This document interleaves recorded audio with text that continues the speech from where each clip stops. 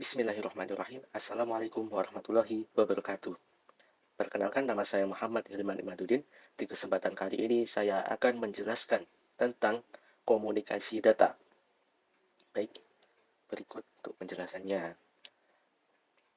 Di sini ada beberapa pertanyaan mengenai komunikasi data, yakni yang pertama, jelaskan prinsip komunikasi data dalam jaringan komputer. Lalu yang kedua, jelaskan cara kerja jaringan komputer berdasarkan OSI layer. Terus yang ketiga, jelaskan fungsi kerja dari masing-masing layer dan berikan contoh. Lanjut yang keempat, jelaskan apa yang dimaksud dengan network topologi dan jelaskan masing-masing jenis topologi beserta cara kerja, kelebihan dan kekurangannya. Lalu yang kelima, jelaskan apa yang dimaksud dengan aspek scalability of network. Oke, lanjut. Prinsip komunikasi data dalam jaringan komputer. Nah, prinsip dasar komunikasi data dalam jaringan komputer adalah pertukaran informasi antara dua atau lebih perangkat melalui media transmisi. Proses ini melibatkan pengiriman data, penerimaan data, dan pengelolaan lalu lintas dalam jaringan data dalam jaringan. Ya. Oke, lanjut. Nah, berikut ada beberapa prinsip utama dalam komunikasi data. Pengkodean data dan representasi data. Nah, data yang dikirim melalui jaringan harus dikodekan dalam format yang dapat dimengerti oleh pengirim dan penerima. Ini bisa berupa format binar, ASCII, atau protokol lain yang sesuai. Ada juga protokol komunikasi. Jaringan komputer menggunakan berbagai protokol untuk mengatur komunikasi seperti TCP, IP, UDP, HTTP, dan FTP. Protokol ini menentukan cara data dikirim, diterima, dan diinterpretasikan. Oke, lanjut. Beberapa prinsip utama yang selanjutnya ini, model OSI dan TCP atau IP. Model OSI memiliki 7 lapisan: fisika, data, link, jaringan, transport, sesi, presentasi, aplikasi, yang membantu mengorganisasi komunikasi data. Lalu model TCP IP yang lebih umum digunakan memiliki 4 lapisan: link, internet, transport, dan aplikasi. Lalu pengalamatan dan identifikasi. Setiap perangkat dalam jaringan memiliki alamat unik seperti alamat IP atau MAC untuk memastikan data dikirim ke tujuan yang benar. Lalu ini transmisi dan keandalan data. Metode transmisi bisa berupa wire, kabel, atau wireless kabel. Keandalan ditingkatkan dengan teknik seperti koreksi kesalahan, error detection and correction, pengiriman ulang, dan kontrol lalu lintas. Oke, lanjut. Selanjutnya ini ada keamanan dan enkripsi. Data yang dikirim dalam jaringan dapat dienkripsi untuk mencegah akses yang tidak sah. Protokol seperti HTTPS, SSL, atau TLS digunakan untuk meningkatkan keamanan. Lalu, topologi jaringan. Struktur jaringan mempengaruhi bagaimana perangkat berkomunikasi. Contoh topologi memiliki bus, ring, star, dan mesh. Oke, lanjut. Lanjut ke cara kerja jaringan komputer berdasarkan OSI, Open System Interconnection Layers. Oke. Model Open System Interconnection atau OSI membagi komunikasi jaringan komputer menjadi 7 lapisan yang berbeda secara berurutan untuk memastikan data dapat dikirim dan diterima dengan benar. Ketika sebuah komputer mengirim data ke perangkat lain, informasi melewati setiap lapisan dari atas ke bawah sender sebelum dikirim ke jaringan. Di sisi penerima, data kemudian diproses dari bawah ke atas receiver hingga mencapai aplikasi yang membutuhkannya. Lanjut. Nah, berikut ada cara kerja tadi kan. Ada urutannya ini. Dari yang physical layer. Lapisan fisik.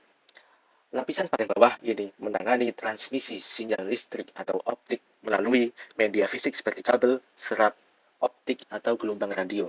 Contoh teknologi yang beroperasi di lapisan ini termasuk internet dan wifi. Lanjut, yang nomor 2, lapisan link layer atau lapisan data link. Lapisan ini bertanggung jawab atas pengalamatan fisik menggunakan MAC address, deteksi dan koreksi kesalahan, serta pengendalian akses ke media jaringan.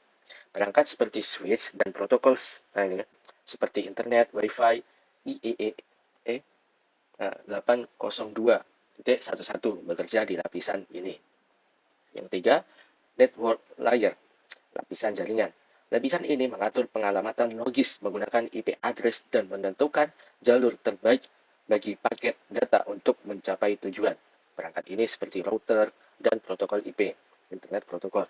ICMP, OSPF beroperasi di sini. Oke, lanjut. Yang keempat ini ada transport layer, lapisan transport. Menangani pengiriman data dari satu sistem ke sistem lain dengan memastikan keandalan dan integritas data. Ada dua protokol utama. Ini ada TCP, Transmission Control Protocol, menyediakan pengiriman data yang reliable dengan mekanisme pengiriman ulang jika terjadi kehilangan paket. Ada UDP, User Datagram Protocol, lebih cepat tetapi tidak menjamin keandalan, cocok untuk aplikasi seperti streaming video. Yang kelima, session layer, lapisan sesi, mengelola sesi komunikasi antara dua perangkat, termasuk pembukaan, pemeliharaan, dan penutupan sesi. Ini digunakan dalam protokol seperti NetBIOS dan RPC, Remote Procedural Call. Dilanjut, yang keenam, presentation layer, lapisan presentasi, bertugas untuk enkripsi, dekripsi, dan kompresi data, memastikan format data dapat dipahami oleh aplikasi penerima. Protokol seperti SSL atau TLS bekerja di lapisan ini untuk mengamankan data. 7. Application layer, lapisan aplikasi. Lapisan tertinggi ini berinteraksi langsung dengan pengguna melalui aplikasi seperti browser web, email, dan komunikasi online. Protokol seperti HTTP, FTP, SMTP, DNS beroperasi di sini. Oke. Topologi jaringan komuter. Ini topologi jaringan komuter adalah suatu cara atau konsep yang digunakan untuk menghubungkan dua komputer atau lebih berdasarkan hubungan geometris antara unsur-unsur dasar penyusun jaringan, yaitu node, link, dan station. Node sendiri merupakan bagian fisik dari sistem komputer yang berfungsi sebagai saluran komunikasi. Node ini memungkinkan sistem komputer untuk mengirim, menerima, serta menukar data termasuk suara dan video. Sedangkan topologi jaringan komputer berfungsi untuk mengetahui bagaimana jaringan komputer dalam satu jaringan dapat saling berkomunikasi satu sama lain. Pemilihan topologi jaringan komputer ini didasarkan pada skala jaringan biaya, tujuan, dan pengguna. Lanjut. Berikut ada jenis-jenis network topologi. Yang pertama nih ada bus topologi. Cara kerjanya nih, semua perangkat terhubung dalam satu kabel utama, backbone, yang data dikirim dalam satu arah dan setiap perangkat mendengarkan sinyal untuk mengetahui apakah data ditujukan kepadanya. Kelebihannya ini ada sederhana dan mudah karena memerlukan satu kabel utama, cocok untuk jaringan kecil dengan sedikit perangkat. Kekurangannya ada jika kabel utama rusak, seluruh jaringan akan terganggu. Kemampuan transmisi menurun jika terlalu banyak perangkat. Lanjut, ini ada star topologi. Cara kerjanya, setiap perangkat terhubung ke satu pusat, hub atau switch. Data dikirim dari perangkat ke pusat, lalu diteruskan ke tujuan. Kelebihannya lebih stabil jika satu perangkat rusak. Jaringan tetap berfungsi, mudah dikelola dan diperluas. Kekurangannya, jika hub switch atau switch rusak, seluruh jaringan terhenti. Memerlukan lebih banyak kabel dibanding topologi bus. Lanjut, ring topologi. Cara kerjanya, perangkat saling terhubung membentuk lingkaran tertutup dan data mengalir dalam satu arah atau dua arah, token passing. Kelebihannya, performa tetap stabil meskipun ada banyak perangkat. Tidak terjadi tabrakan ke data karena proses token passing. Kekurangannya, jika satu perangkat atau kabel rusak, seluruh jaringan bisa terganggu. Sulit untuk menambah perangkat baru tanpa mengganggu jaringan. Oke, ada mesh topologi. Cara kerjanya, setiap perangkat terhubung langsung ke perangkat lain, membentuk jalur komunikasi ganda. Nah, kelebihannya, keandalan tinggi. Jika satu jalur gagal, data bisa menggunakan jalur lain. Cocok untuk sistem dengan keamanan tinggi, seperti jaringan militer atau perbankan. Kekurangannya, biaya tinggi karena membutuhkan banyak kabel dan konfigurasi lebih kompleks untuk dikelola dibanding topologi lainnya. Oke, dan ini hybrid topologi. Cara kerjanya komunikasi dari beberapa topologi seperti star, bus, atau starlink digunakan untuk fleksibilitas dan keandalan. Kelebihannya menggabungkan keunggulan berbagai topologi sesuai kebutuhan, skalabilitas tinggi dan cocok untuk jaringan besar. Kekurangannya lebih mahal dan rumit dalam implementasi, memerlukan perencanaan yang matang agar optimal. Lanjut ke aspek scalability of network. Aspek scalability of network, skalabilitas jaringan, merujuk pada kemampuan sebuah jaringan untuk menyesuaikan diri dengan pertumbuhan atau perubahan beban kerja, baik untuk penambahan jumlah perangkat, pengguna, atau lalu lintas data, tanpa menyebabkan penurunan kinerja atau penurunan stabilitas sistem. Jaringan yang scalable dapat dengan mudah ditambahkan sumber daya atau perangkat ketika dibutuhkan, dan juga dapat dengan mudah dikurangi ketika beban kerja berkurang. Oke. Ada aspek penting dalam scalability of network, yakni horizontal versus vertical scalability. Horizontal scaling atau scale out menambah perangkat atau server baru untuk memperluas kapasitas jaringan. Contoh, menambahkan lebih banyak server dalam arsitektur cloud computing untuk menangani lonjakan pengguna. Sedangkan vertical scaling, scale up, meningkatkan kapasitas perangkat yang ada seperti menambah RAM atau bandwidth. Contoh, meningkatkan kecepatan router atau kapasitas penyimpanan server. Oke, lanjut. Ada juga bandwidth dan throughput. Jaringan yang scalable dapat menangani peningkatan bandwidth dan throughput tanpa kemacetan data.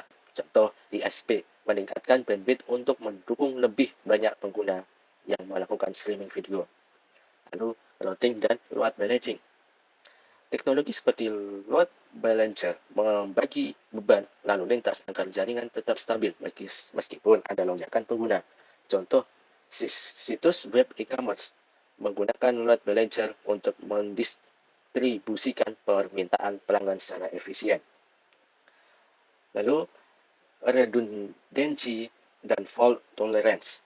Scalability sering dikombinasikan dengan redundancy, di mana sistem memiliki jalur cadangan untuk menangani kegagalan perangkat. Contoh, cloud computing menggunakan multiple data center untuk memastikan layanan tetap berjalan jika satu pusat data mengalami gangguan.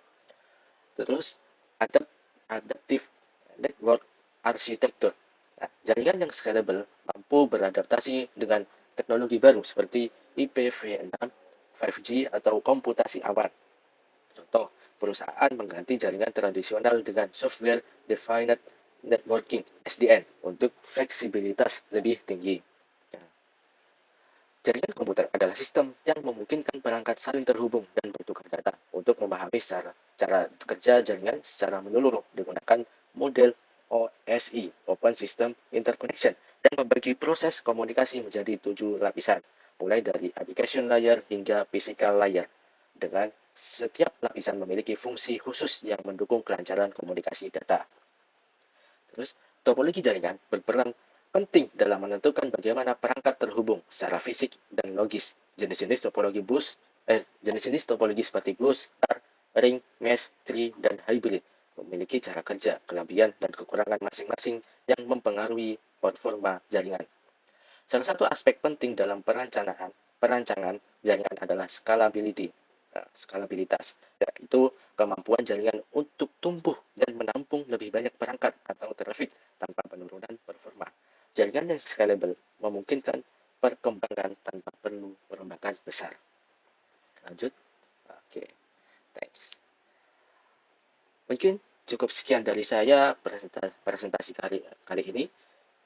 Saya ucapkan minta maaf bila ada kesalahan dari saya. Dan saya akhiri, wassalamualaikum warahmatullahi wabarakatuh.